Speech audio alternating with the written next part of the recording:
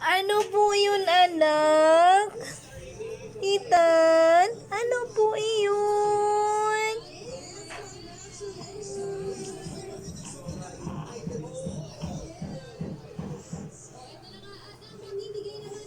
Ano po iyon, anak?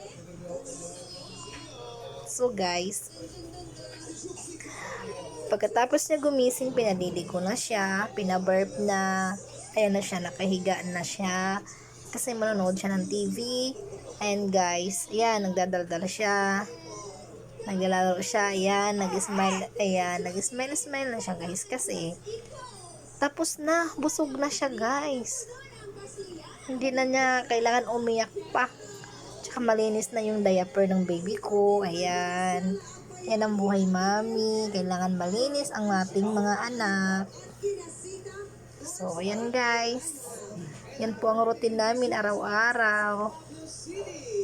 Wala po siyang tupak. Mabait po yung baby namin ngayon. Minsan po guys, hindi siya natutulog. Ay, minsan may idip lang siya. Parang tulog manok ganon. Munting talabog gising agad. Himala ngayon, mahaba-haba ang tulog ng baby ko. Ano? Ang ganda ng gising mo? So, ayan, makapagtrabaho pa ako. Mapagdinis-linis ng bahay. Makapagluto pa ako. Tapos guys, yung kuya niya nag-aaral. Pag-uwi, may pagkain na. Kasi nakapagluto ako pag si baby ang mahaba-haba ang tulog niya. Nakakaligo ako ng maaga, ganun. Minsan kasi hindi siya natutulog ng maaga. Kaya minsan tanghali na, minsan bili-bili na lang sa labas, ganun. Pag dumating yung kuya niya galing school. So, yung kuya niya, hindi ko na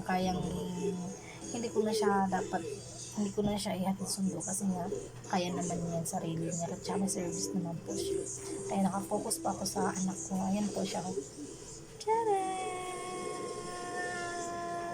Ayan, ang cute ng anak.